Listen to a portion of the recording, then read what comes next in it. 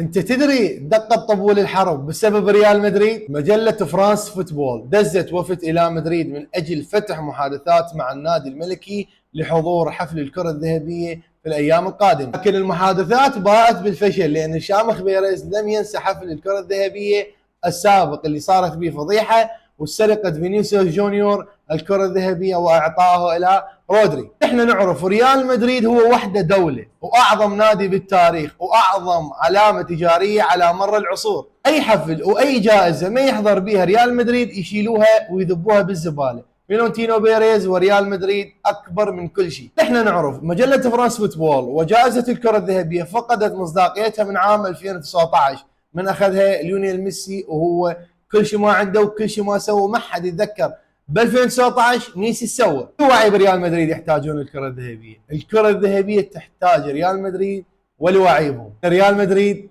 هو ريال مدريد، وحتى يوصل لك كل شيء جديد تابع الحساب.